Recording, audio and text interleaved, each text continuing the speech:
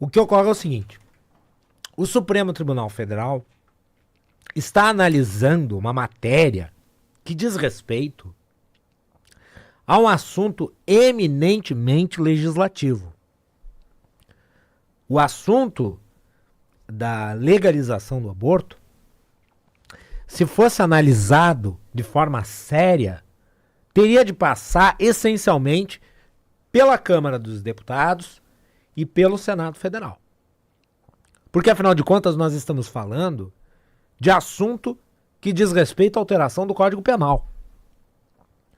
Não há no Código Penal, nem nenhuma legislação brasileira, qualquer menção a aborto até 12ª semana de gravidez.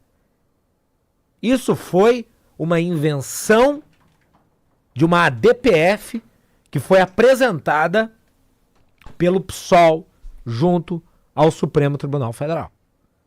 Não é, de forma nenhuma, uma matéria que tenha nascido no seio da atividade parlamentar. Nós estamos falando de um assunto que gera um interesse social muito amplo e que, portanto, precisa necessariamente ser debatido no Congresso. O problema é que o Luiz Roberto Barroso e outros como ele entendem que, pelo Congresso não querer discutir o assunto, significa que o Congresso se recusa a mudar a lei. E isto parte de uma falta de entendimento do que é, de fato, a democracia sob o ponto de vista da atuação legislativa. Porque se o Congresso não quer alterar a lei, isso é uma decisão do Congresso, que significa que a lei existente ela tem relação com o entendimento que a sociedade tem da questão. Então, se o Congresso não quer mudar a lei, é porque a sociedade não deseja que a lei seja mudada. Entretanto, o que o Barroso e os integrantes do PSOL fazem é inverter esse processo e dizer que a lei precisa ser mudada e que o Congresso não debate a questão exatamente porque não deseja mudá-la. E por isso, daí se suplanta a autoridade do Congresso e se coloca a autoridade no Supremo, fazendo do Supremo uma hiperlegislatura que caça as prerrogativas do Legislativo. Quando o PSOL entrou com a DPF no Supremo para questionar o Código Penal, o que ele queria fazer era suplantar o Congresso. Porque o PSOL não tem votos dentro do Congresso para alterar a lei do aborto.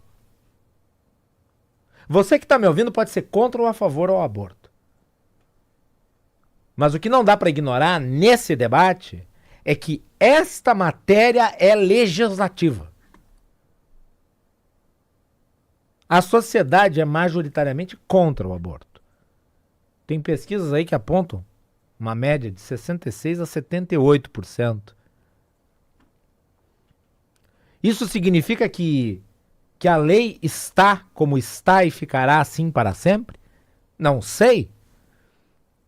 As maiorias se desfazem, se formam novas maiorias, mas isso depende de um debate social que vem da sociedade, não é imposto à sociedade.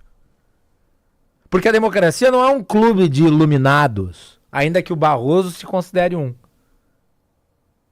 Aliás, tudo que ele diz a respeito do assunto evidencia o seu elitismo, a sua pretensão de ser um ente superior de razão. E ele disparou uns argumentos que, lamento, não tem absolutamente nada de jurídico. Vejam o que ele escreveu, abre aspas. Ninguém duvide, se os homens engravidassem, aborto já não seria tratado como crime há muito tempo, fecha aspas. Isso daí não é um argumento jurídico. Olha, eu tô para dizer que não chega nem a sociologia de fundo de quintal. Isso é uma frase de efeito, indigna de um magistrado, mas típica da postura panfletária do ex-ministro Luiz Roberto Barroso. Posição essa que, aliás, é covarde. Por uma razão muito simples. O Luiz Roberto Barroso ficou 2 anos presidente do Supremo Tribunal Federal. Ele escolheu deliberar sobre a matéria ao apagar das luzes,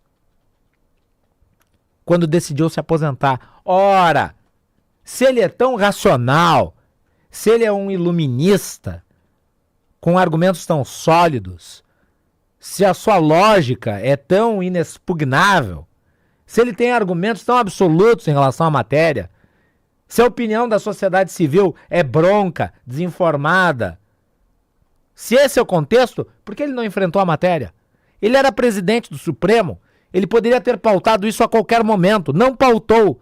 Não pautou porque ele prefere impor a sua lógica e a sua visão de mundo à sociedade. Ele é que não quer debater.